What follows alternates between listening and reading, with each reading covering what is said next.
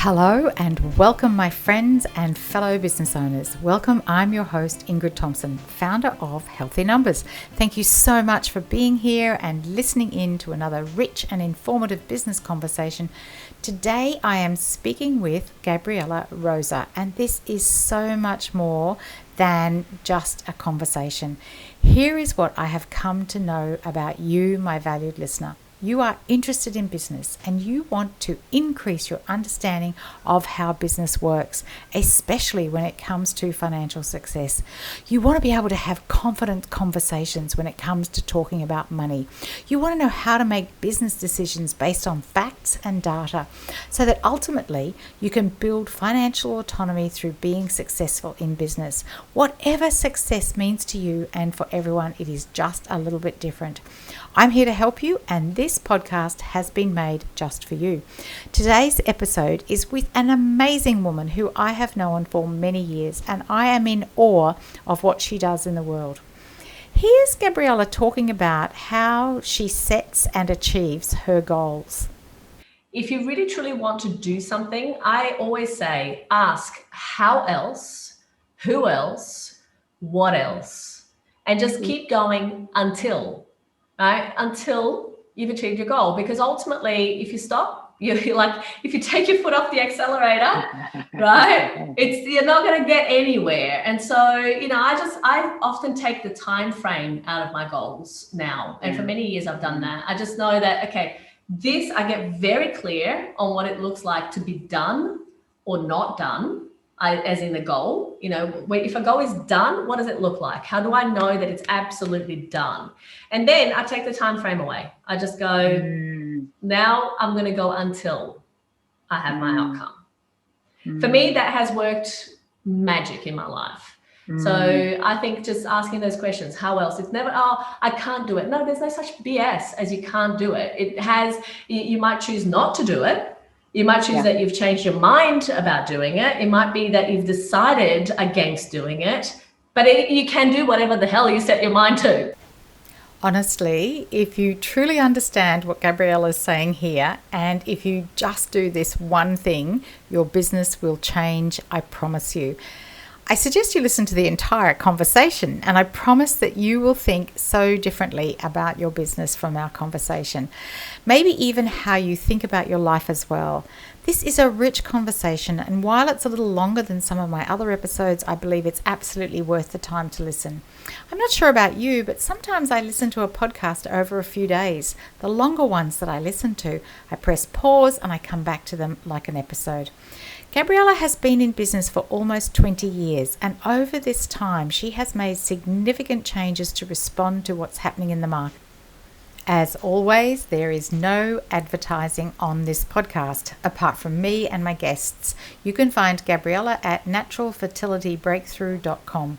To find out more about what I'm working on, head over to healthynumbers.com.au, connect with me on LinkedIn, or you might like to join my private Facebook group, Healthy Numbers Profit Lab. Enough from me. Let's listen to Gabriella and I as we discuss business and this huge impact she is having in the world. Are you ready?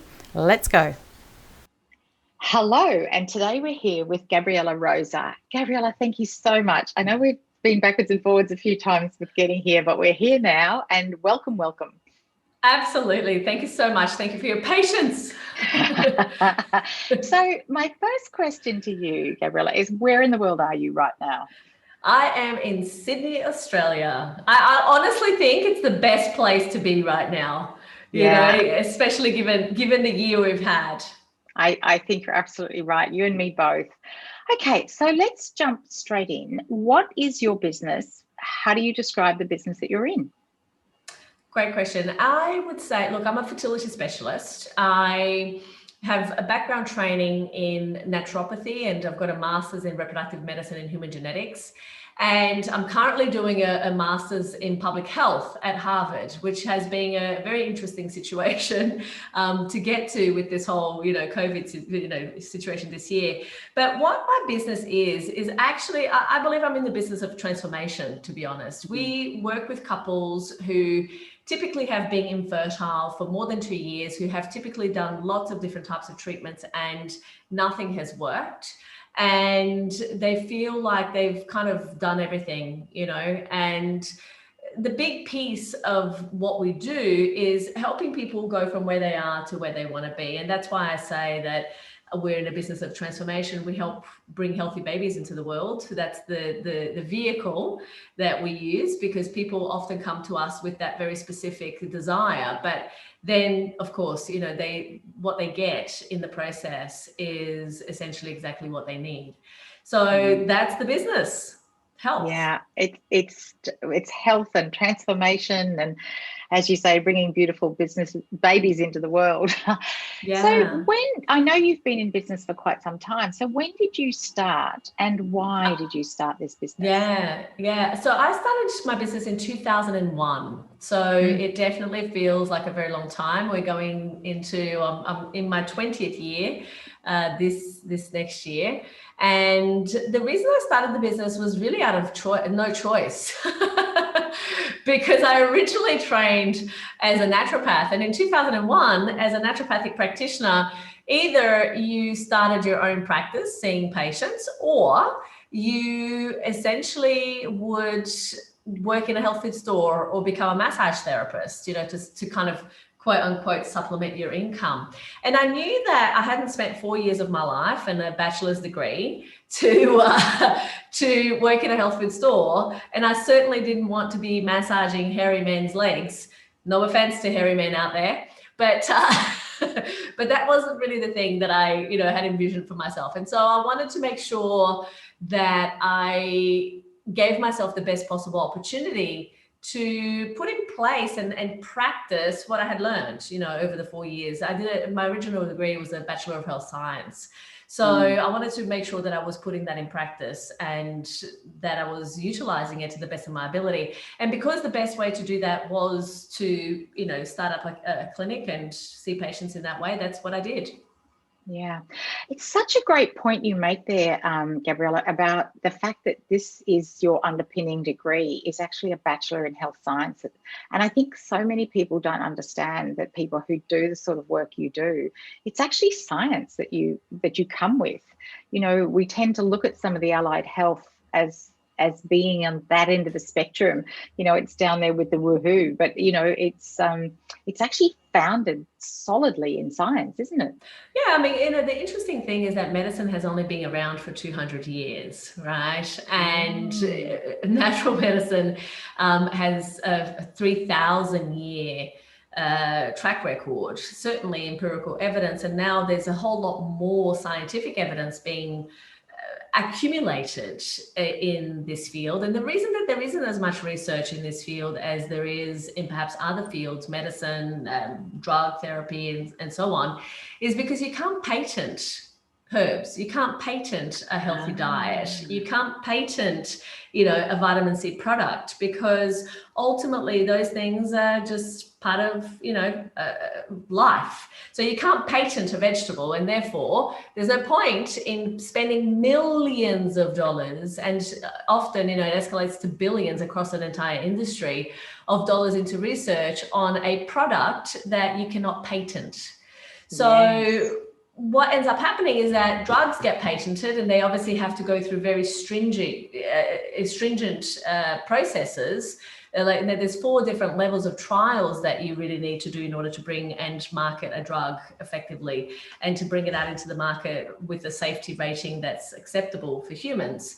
And so, as a result of that, you end up, it's a long process, it's a very expensive process, but it's also a very lucrative process, because it's not everybody that can go and invest a few $1 million onto a trial to see and figure out whether a drug is actually fit for human consumption. And that's why vaccines are such a great business, it's such a great industry, because and we're all seeing that right now, aren't we? This year is all about that, right? Because what happens is the first approved vaccine in the market is going to make billions of dollars.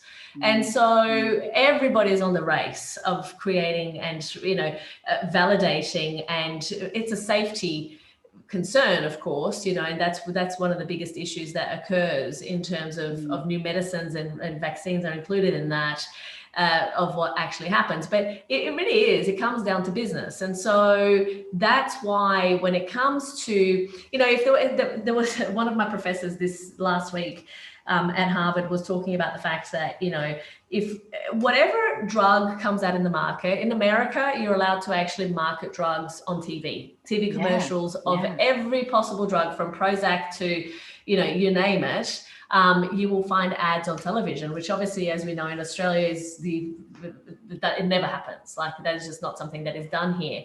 But because of that, any drug, if there's a drug to reduce anxiety, if there's a drug to reduce depression, if there's a drug to,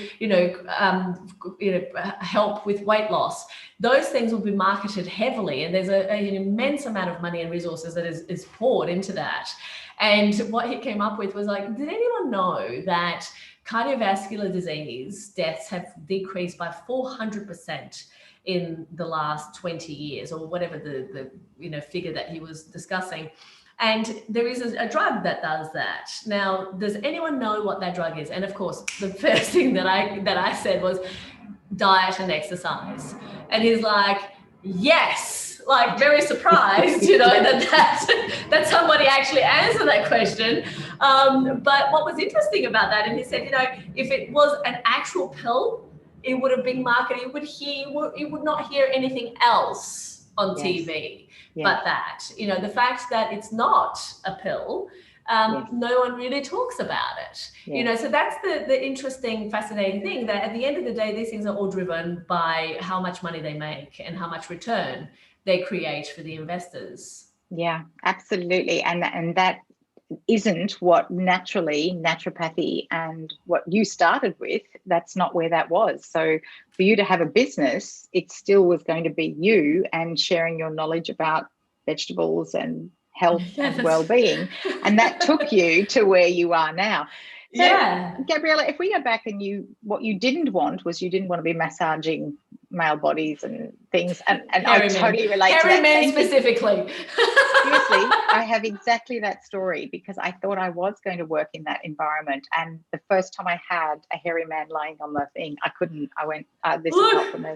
Honestly, if you have never done a massage on a men's hairy legs, you will never know the experience, the tactile experience that you get.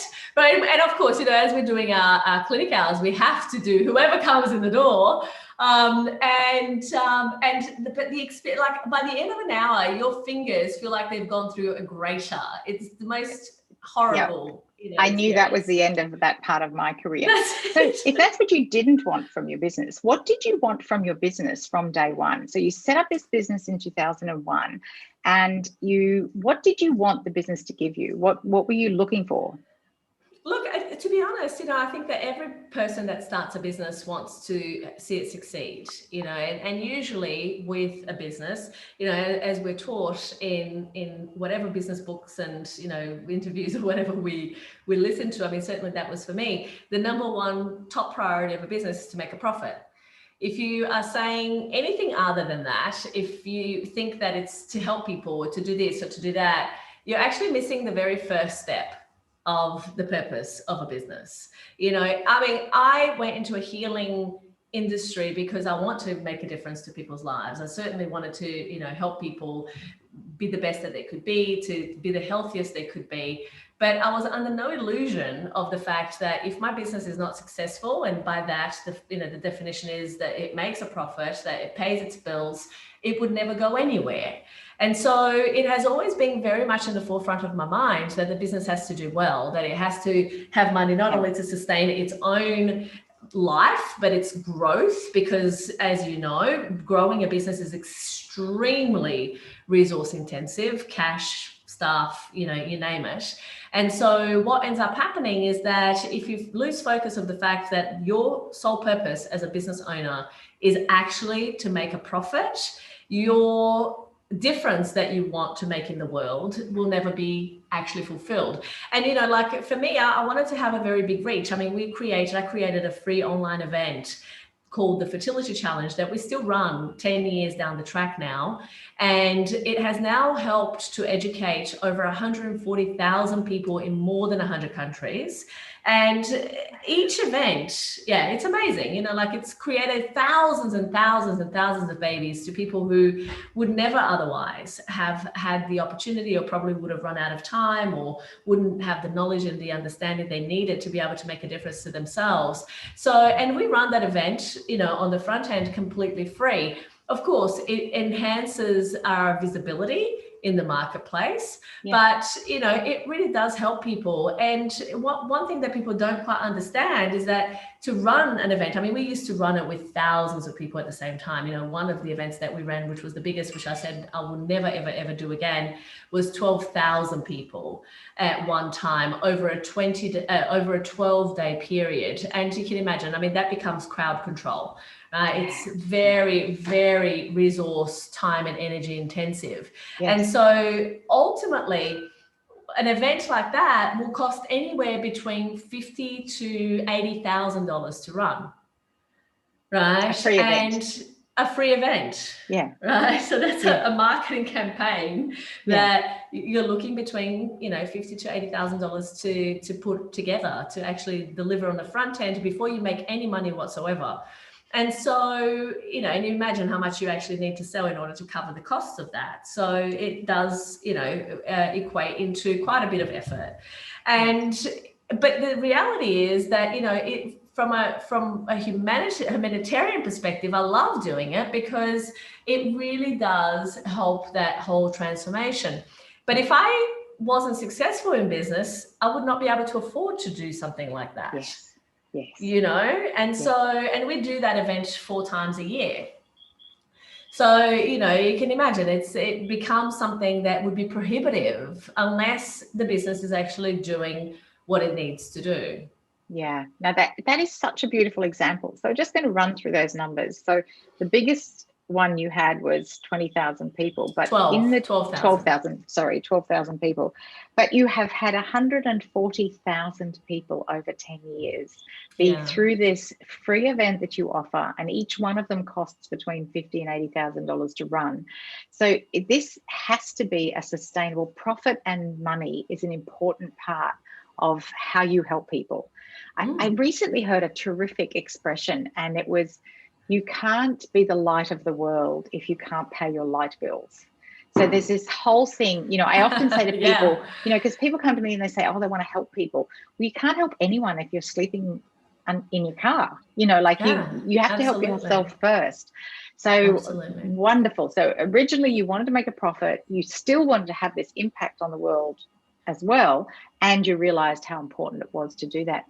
Gabriella, was there a moment somewhere in the history of that, and maybe it's a while ago now, that was there a moment when you knew the business was real? Is there sort of a kind of, when you cast your mind back, is there a real kind of standout that moment? was like that was last week.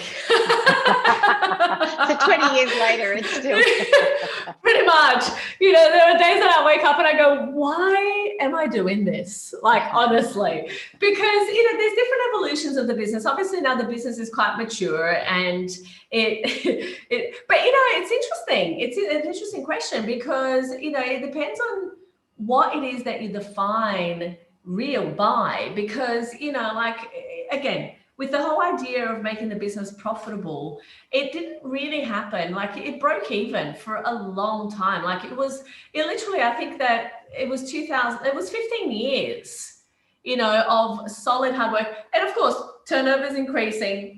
And, you know, you go from a place of not paying yourself a wage because you're investing in the business to, you know, then starting to pay yourself a wage. And it kind of like turnover increases over time, but then so do your expenses because you want to do more and you're investing in the business. And, you know, so ultimately, even though the business grew, and from a turnover perspective, it has practically doubled, you know, probably since about 2009,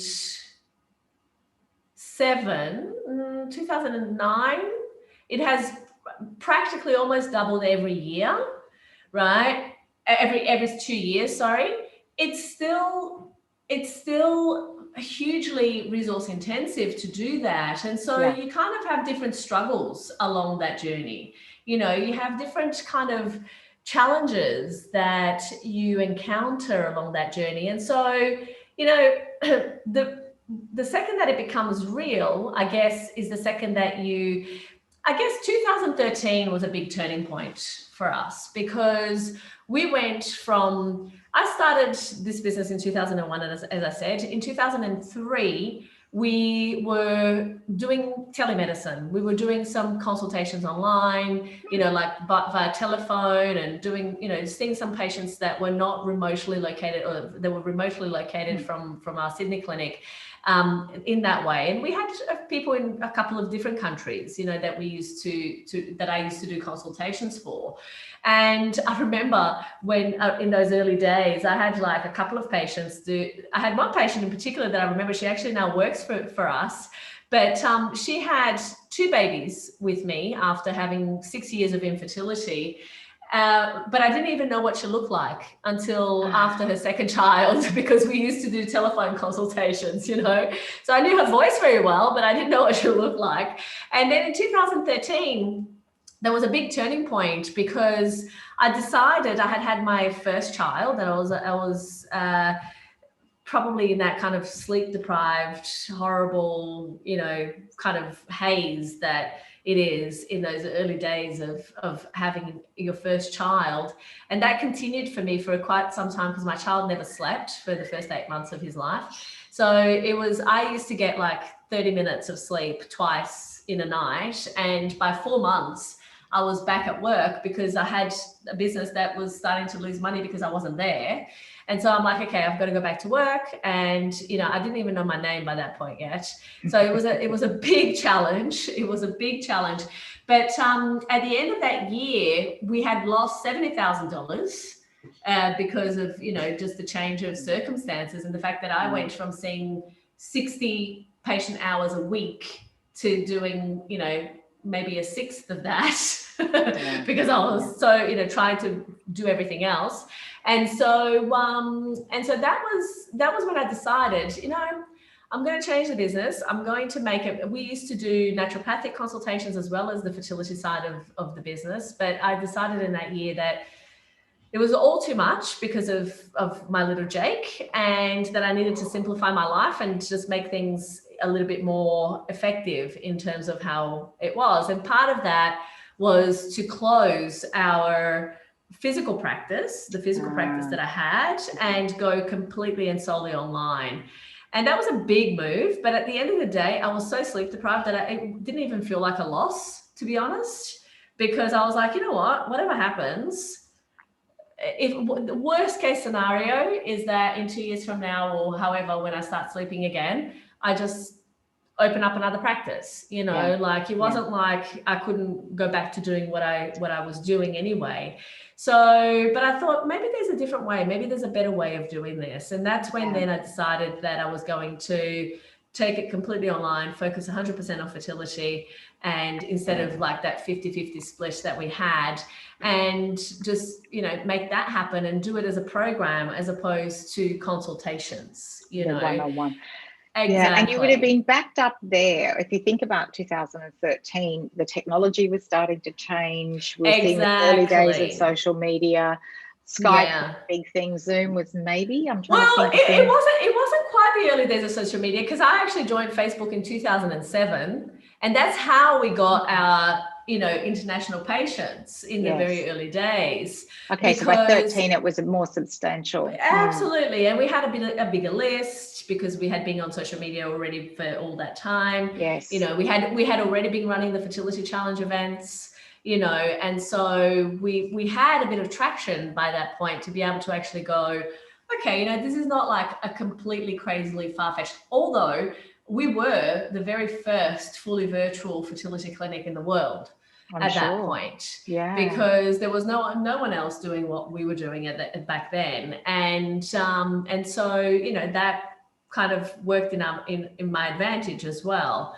But so that's kind of like, I think that was a big turning point, you know, for me and for the business. And then of course having to learn how to do everything that I did physically in an online environment was a little bit of a learning curve. There were many people who didn't get it.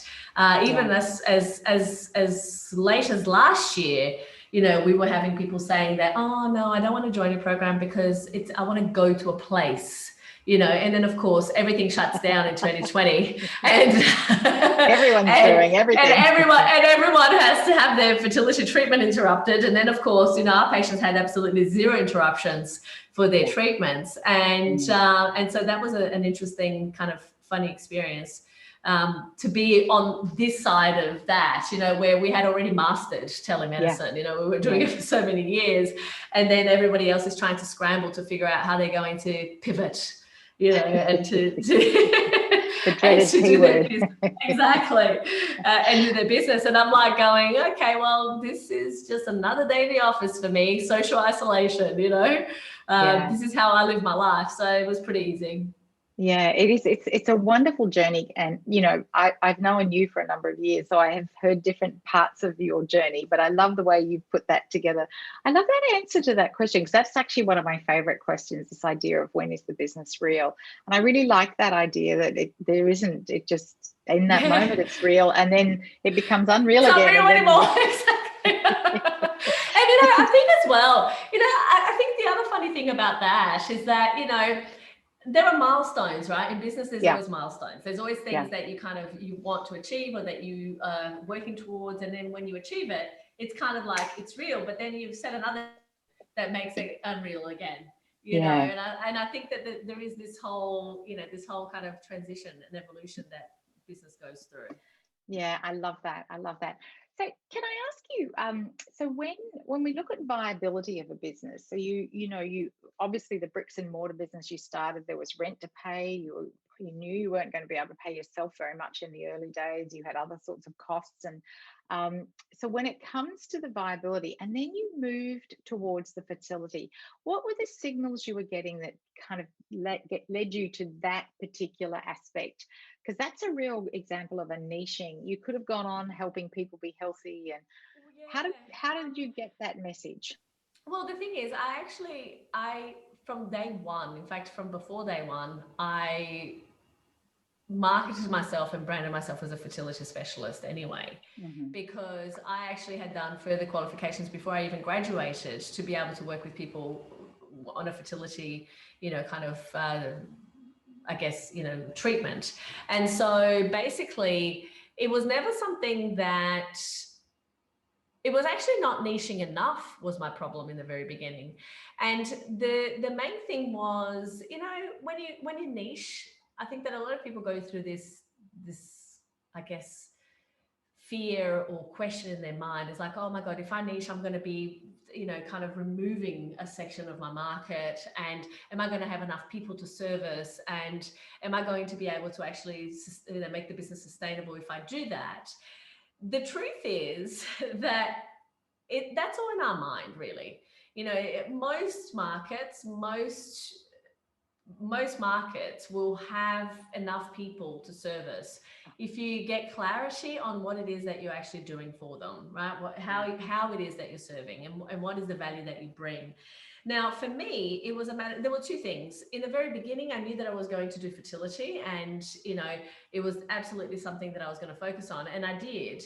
But I also opened it up because I also needed practice in treating a broad range of different health, you know, conditions for my own kind of improvement as a practitioner. So I didn't limit it completely to fertility, because I wanted to have, you know, to see, okay, what else is there and what are some other things that come up. And as it turns out, you know, the work that we do is very holistic, which means that we are really addressing every aspect of a person's health. And it's not just your standard fertility treatment where you're addressing, you know, ovaries and testicles, where, you know, standard therapy is all about that. It doesn't look at the correlation between the ovaries and testicles and the rest of that person. It just literally looks at, this is essentially, you know, a whole person that we need to address. So for me, I wanted that broader experience. And when I decided in 2013 that I was going to narrow it down, then I became really very, very, very clear as to what I was going to do and what I was not going to do, because by then I had mastered the whole general health side of things. And, you know, I didn't feel like I needed to really focus my attention there too much more, and that I needed to now focus my attention, you know, in really just growing that particular niche that I had picked.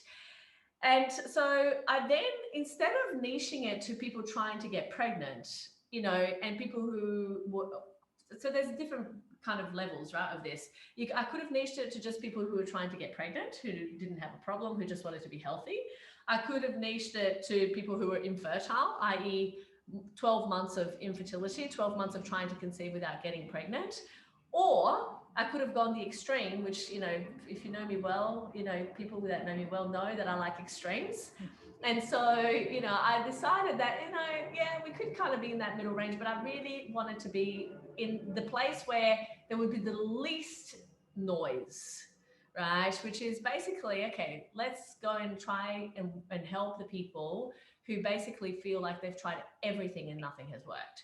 Right? I want to work with the most challenging, the most difficult, the most complex cases, and let's see what we can do with that. Right? So that's what we did. So we're just like, and look, in the beginning of focusing on that kind of demographic and those really, really challenging cases, I didn't know it, and in fact, it was by practicing, you know, in general health that I had one patient who had been trying to conceive for 10 years at the time she came to us. That was the longest standing couple that I had treated before, you know, going into this kind of demographic. So she came and she basically said to me, she said she was referred by a friend of hers who was a business colleague of mine. And she came to me and she said, look, Gabriella, such and such person referred me. I just wanted to come to you because I'm going to try this thing of getting pregnant to have a baby one last time. I'm going to do IVF one last time. And I just want to come to you to improve my health so that I can, you know, see if I can just give myself a better chance. And so I was kind of like, okay, well, that's low stakes, right? It's not like I'm going to damage her or her health or her chances by improving what's going on. And so I thought, okay, well, let's do that and just let's do the best that we can and see how that goes. So at the very least, she's going to be healthier. So there's, you know, that was kind of my thinking behind this. And this was way before I decided to focus on that, you know, kind of very, very, very dark end of the market, so to speak. And it's not dark because, you know, it's just that for a lot of people, you can imagine when you've tried to have a baby or get pregnant for 10 years, you know, you feel like, oh, what else is there? Like I've tried all the things that I could possibly try in that time frame. So anyway, so she came and we did all the things that we needed to do. 4 months later, she was pregnant naturally. So she didn't even need to go to IVF. So that was the first time that I thought,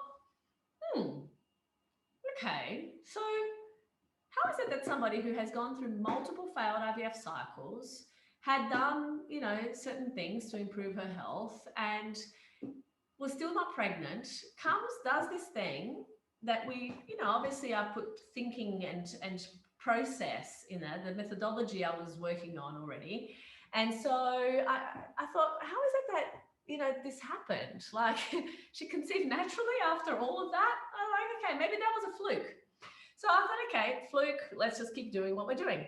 Then I get a couple who comes into the clinic who they had been trying for 19 years. And I thought, forget it. Like this is like literally I'm there and I'm thinking, and this was a really interesting situation because this couple also had multiple failed IVF cycles. They had tried multiple natural treatments. And so I was kind of like, I don't know that this is going to work. But there were many factors, there were many obstacles on their journey, you know, from a general health perspective.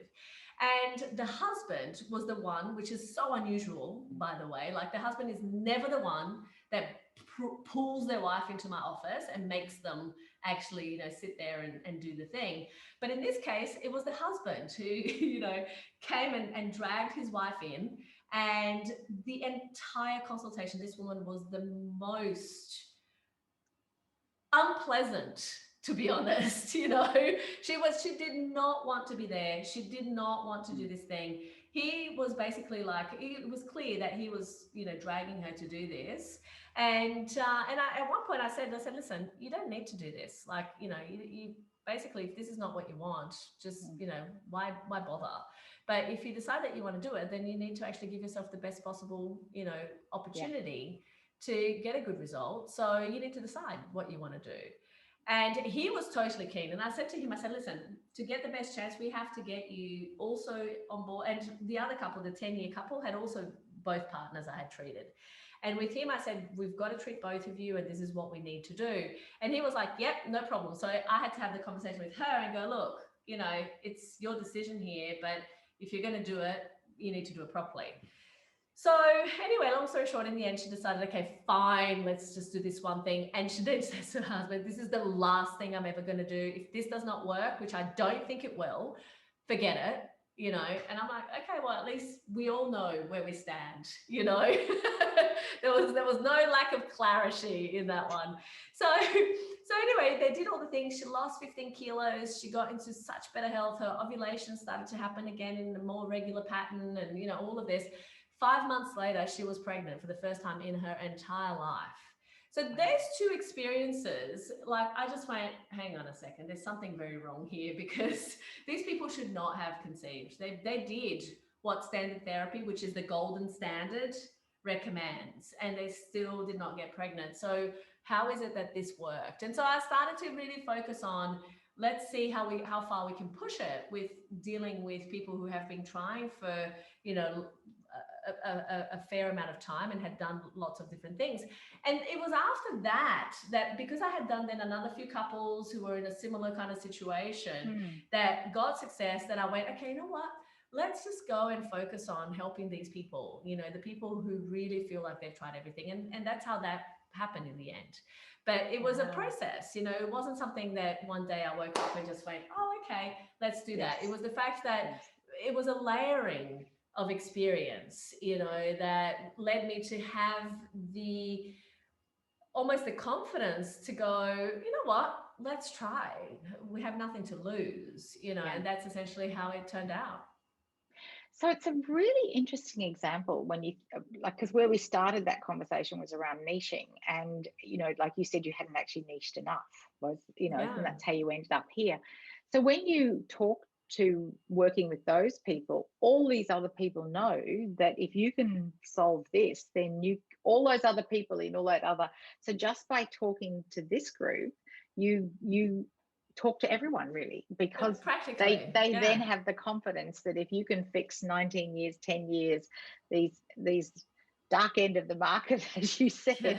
So if we take that for the people listening who are thinking about a business, who are in their early stages of business, who are in business, because we know that the audience of this podcast is quite broad, is that, who are your most difficult cases? That's quite an inspiring story, Gabriella. For people to say, maybe what is the greatest challenge to your ideal customer? Who is the customer that has the greatest? What's the biggest problem they have? What's the greatest challenge they have? And how do you solve that? Because if you can do that, you can do anything. Like, it's just such a powerful message. I love it. It's hard. It also comes down to personality, I'll be honest, because not everybody wants that. Not everybody wants to be dealing with those very intricate and detailed and difficult, situations. But there is the flip side of that. There's a great reward. The greater the challenge, the greater the reward. And from every aspect, right? From every angle, not only from the ability of actually helping somebody do something that they would have never done, which there's an immense amount of, personal realization in that process. But there's also the financial, aspect, because by being the expert that deals with the most difficult cases, you can command a higher fee, right? You can decide that, well, actually, because I have learned to be able to deal with these types of situations, I'm not going to charge what a first-year naturopath would charge, or I'm not going to charge what, a practitioner who doesn't have the same level of ability would charge. So you charge in a commensurate way to what it is that you deliver, and then you better deliver. That's the thing that is absolutely key. And I say this to myself all the time, is like, we never overpromise on what we can do, because we never know what's going to happen. Well, what we can promise is that people will be the absolute best and healthiest version of themselves, and they will have clarity either way, as to what's happening for them and what they want to do with that information and how far they want to take it. It's their choice and their decision.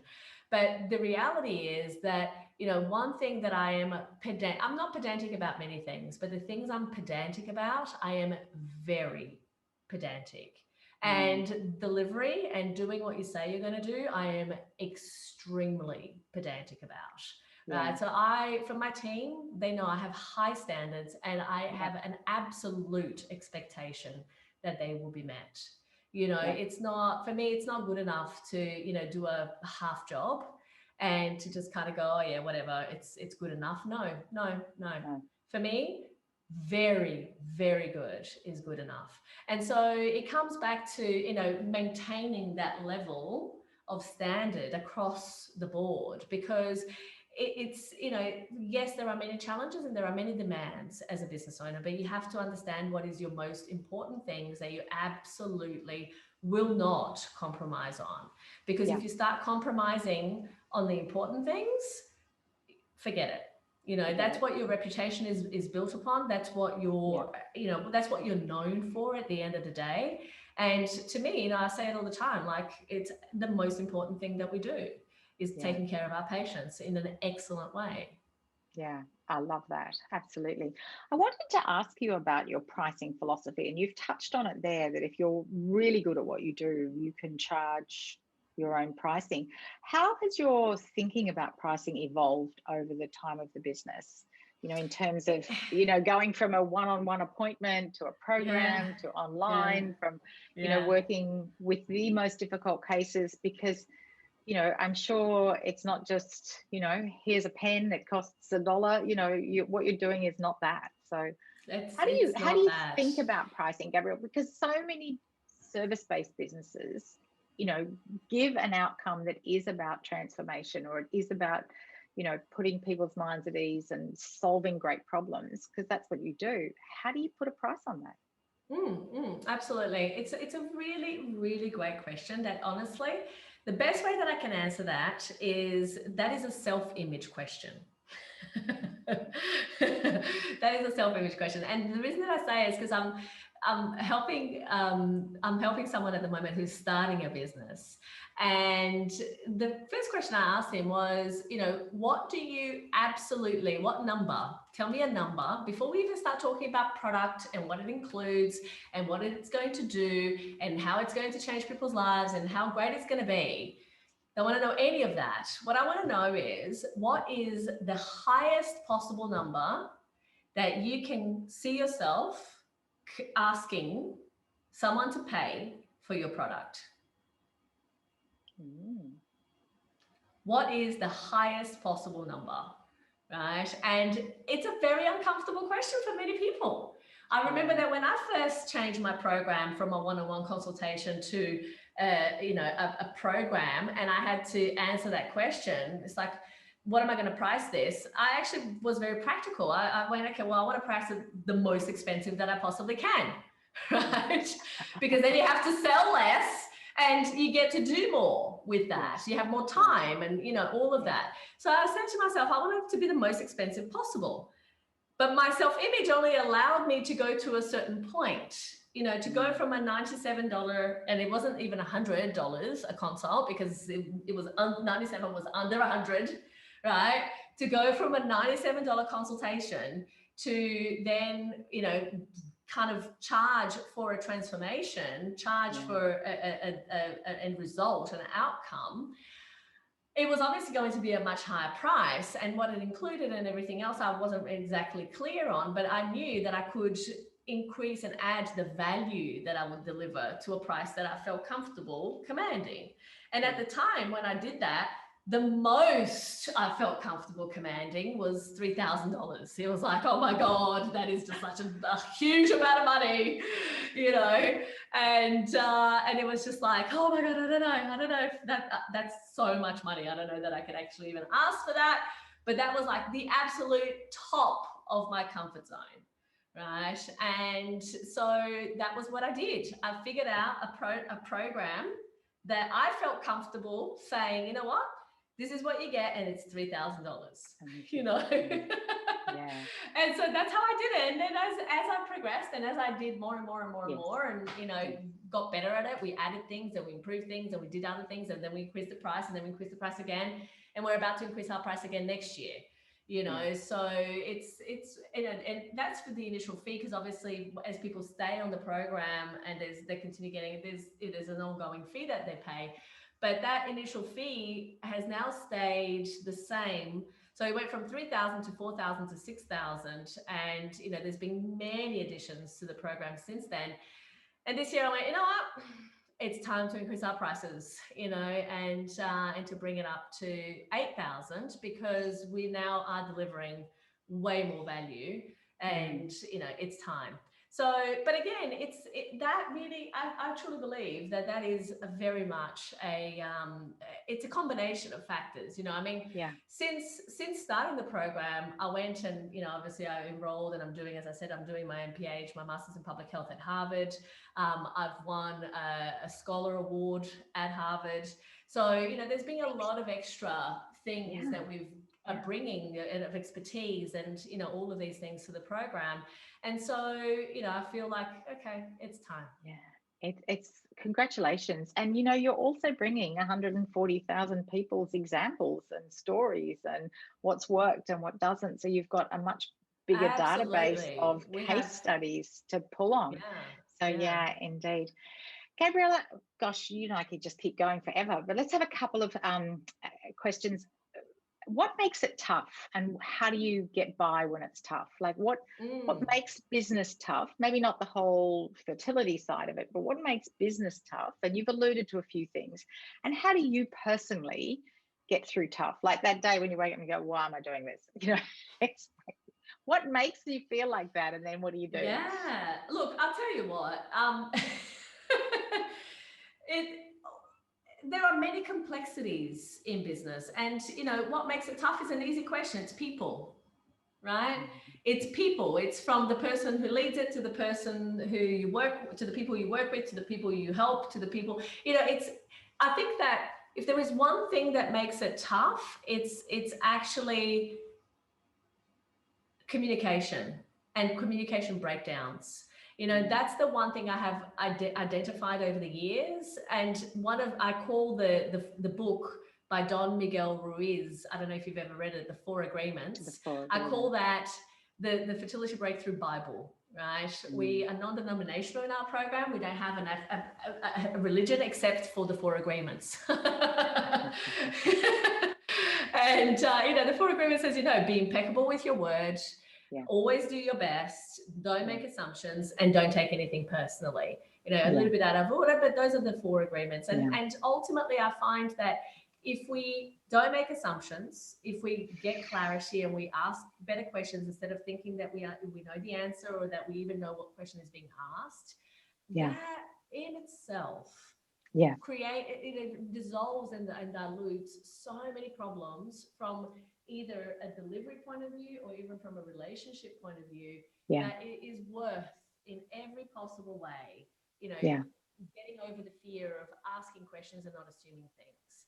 So I think that if it boils down to anything, and the areas where I see that people get disappointed and get annoyed and get frustrated, it's actually due to improper communication, either because they weren't pre-warned or, you know, forewarned about things, or they made an assumption, you know, and they expected something that wasn't actually the case. And, you know, and again, this isn't every relationship. I'm not even talking about your client or your customer here. I'm talking about, you know, think about it when you've asked somebody to do something and they haven't done it, or it's being left, you know, or it's become a mess.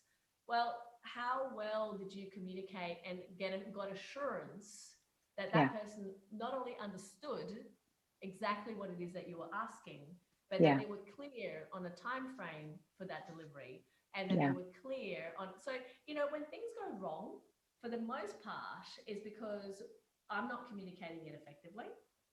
And I have not made clear that that person could revert back to me what it is that they needed to do or how it is that they needed to do it. Again, from a team perspective as well as a patient perspective.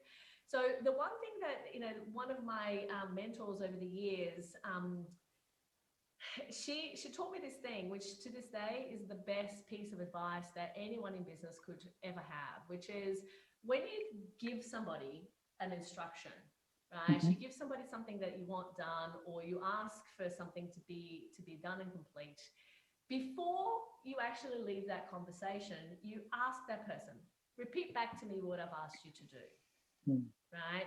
And that way it gives you the opportunity to clarify that you were clear in your communication, but also gives that person the opportunity to clarify if they really truly understood and or whether they have questions, so that you then set a time frame that is acceptable to both of you at the end of that, because that's the next step. And then you know that if that thing is done or not done, that it wasn't because it wasn't communicated effectively. Right? And there's a lot of problems that can be avoided by just doing that.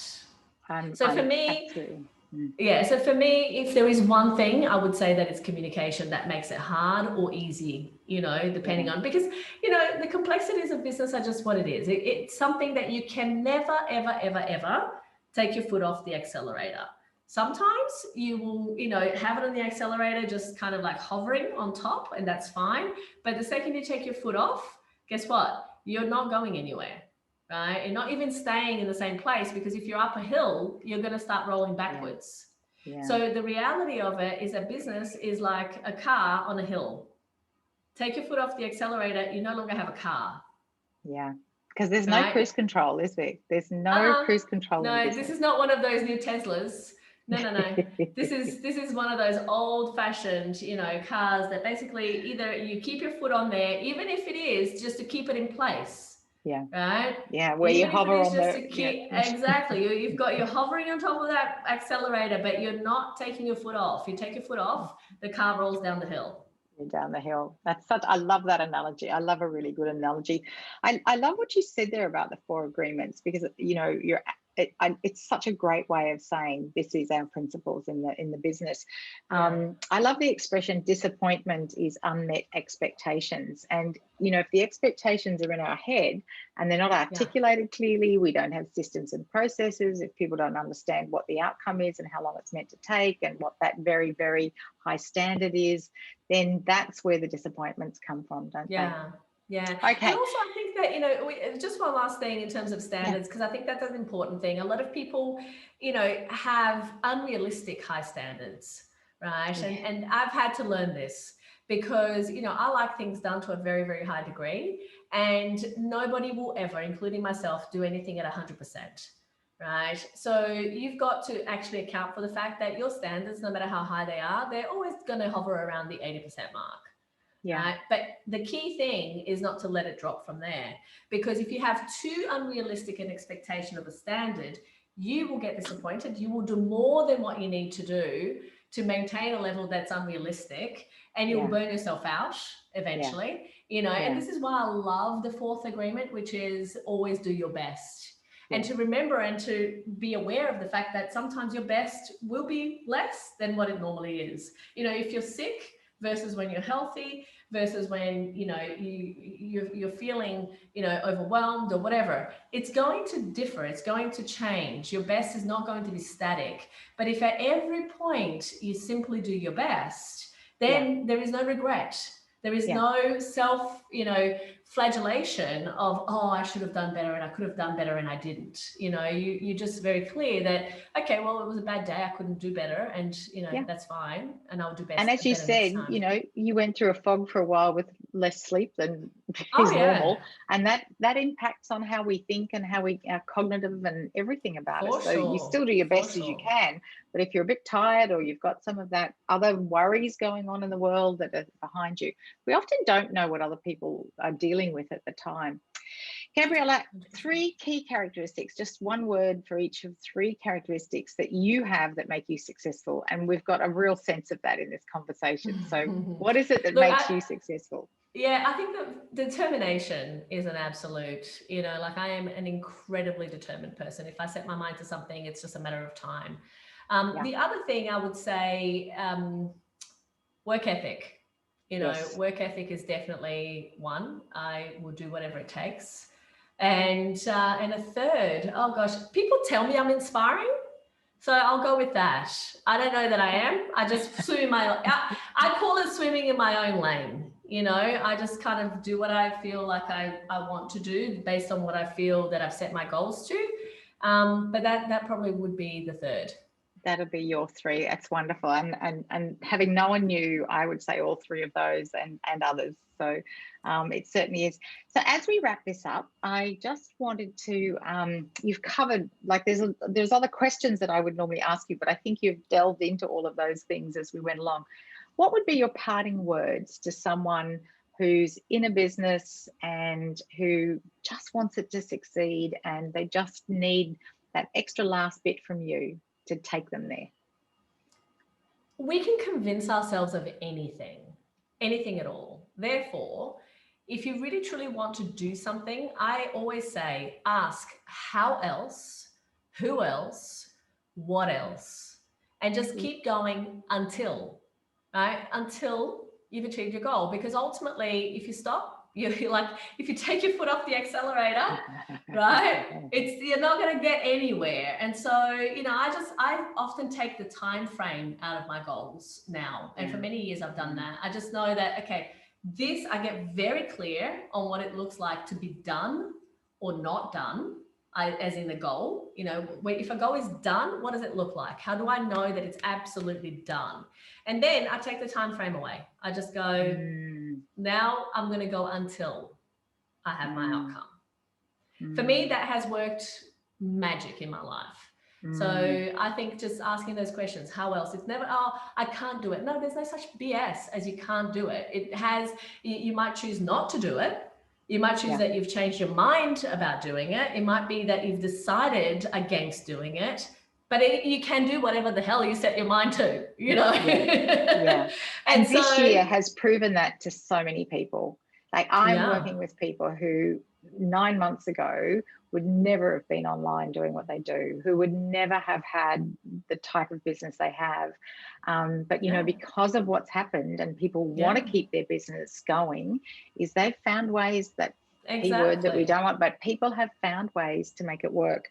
How else can we do this? Who else do we need to help us? And what else can we do?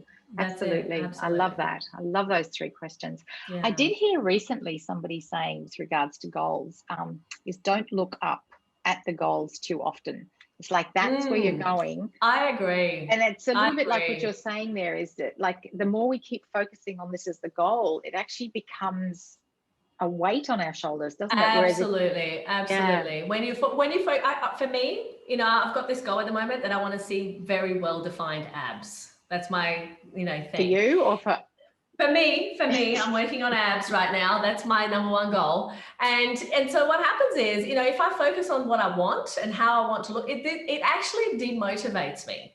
Yeah. Because I go, I'm not there yet, oh gosh, then I compare where I am to where I want to be and I go, well, I'm not there yet. But if I focus on just having this very next meal that I'm going to have, it's going to fit this certain macro, structure. And then I'm going to do this number of steps in a day. And then I'm going to do this next meal and it's going to look like this.